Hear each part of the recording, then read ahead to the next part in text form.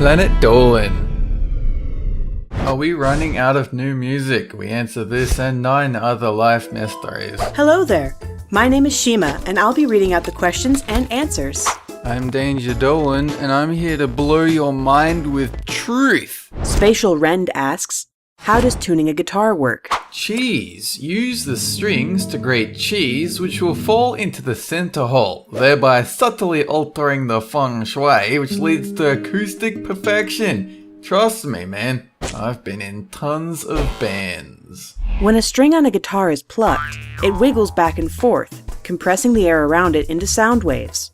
When you turn the pegs on the guitar's neck, the waves get closer together if you tighten the string or further apart if you loosen it, making higher or lower tones. Lizard 1023 asks, what was the first rap song? It was obviously the Pokemon rap that first took the world by storm.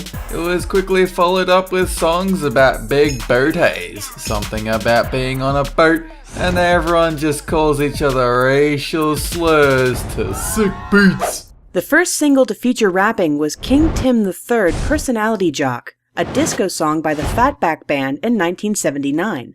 However, it was Rapper's Delight by Travis Sick Tricks Isaac later that same year that is generally considered to be the song that popularized the genre. Josh Gurney asks, if all the buttons on a trumpet look exactly the same, how does each one make a different note? It's a technology known as haptic feedback, in which the buttons become raging hot if you're not playing properly, which means bad players have hands that are eventually worn down to stumps because of how terrible they perform. The buttons on a trumpet aren't actually what play the notes themselves. In fact, you don't have to touch the buttons at all.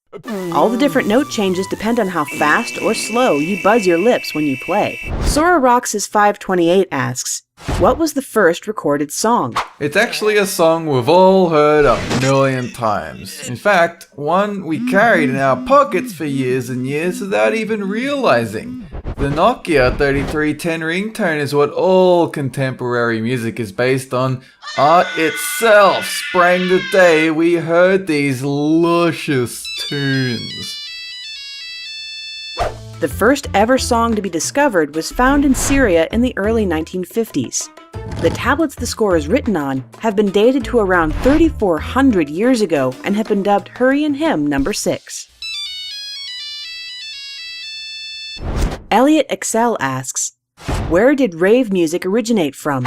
The whole genre was sparked by one song, but for the life of me, I can't remember what it was called. What was that song? I can never remember the name. It's on the tip of my tongue. Wait, I think I know. Of course, the name of the song is... The term rave was originally used in London in the late 1950s to describe the wild bohemian parties on the Soho Beatnik set. Later, it was used to describe any wild party in general. This idea soon brought about garage rock and psychedelia bands in the 60s, and the techno and acid house genres in the 80s. Wizard Jeff asks, Fortissimo, what is it? These are the secret lyrics of that song which always plays when someone is walking down the aisle at a wedding. Listen carefully next time you're at one, and you'll begin to hear it. Fortissimo, Fortissimo, Fortissimo, Fortissimo, Fortissimo. Fortissimo literally means very loud, so seeing it on a music score means to play that section or piece very loudly. It's as simple as that. Fortissimo, Fortissimo, Fortissimo, mo. Connor Darrow asks, what is the difference between high and low tones? It really depends on the musician. If they're deep in bank loan debts, their wife is filing for divorce, their dog left home and took the DVD player, chances are he'll play songs a bit low and mellow. On the other hand, if he finds that sock he thought he lost, get ready for a high and vibrant performance. Although the sock won't bring his dog back. Ooh, touchy subject. The difference between high and low sounds is how close together the sound waves, waves of compressed air, are to each other. The closer together, the higher the pitch, and vice versa. Human hearing is only sensitive enough to hear a tiny fraction of the noise around us, but many animals can hear sounds much higher or lower than we can. Epic is So Cool 101 asks, Where did the instrument sections get their names? They were named to be as accessible to the audience as possible. You have the guitars that shrunk in the washing machine section, the coffin with strings people, the fancy tube-blowing crew, everyone's favorite coconut basher, and our most important member, the stick-waving magician guy who makes music while everyone else pretends. The traditional orchestra has 4 sections: woodwinds, brass, percussion, and strings. Woodwinds get their name from the reed used to make sound in the instrument. Brass is for the material the horns are made of. Percussion is how the drum beat is made, by hitting it. Finally, strings is named after the vibrating strings that make their sound. Are we running out of new music? We thought we were for a while, but then we discovered a huge stack of CDs with new music, and we've been burning through them pretty hard for the last few years. It's estimated we have about 6 months worth of CDs left before we're totally burned. I can't speak for the creativity of musicians, but I can make a guess mathematically. The average song is 180 seconds and plays about 120 beats per minute. Just doing the math for 1 bar results in 1.17 quadrillion different combinations. The 1 bar.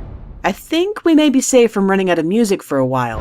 Cabrin23 asks, how does music affect emotions? Music spreads a message. You feel what the artist feels, and that is what influences your emotions. Here's a song I wrote earlier. It demonstrates something that happened to me today. I will understand if you need to cry, as I bear to you my soul. I didn't have a very good day today because I hurt my foot. I stubbed it on the corner of the desk, and I've also got a splinter. The splinters are sore, I keep flicking it and it hurts me even more. It's bleeding slightly, but not very much. I don't think I need a band-aid, but it doesn't make me feel very good today. It hasn't been a good day. That summarized my point. It's been bad. It's been a bad day. It's been a bad day.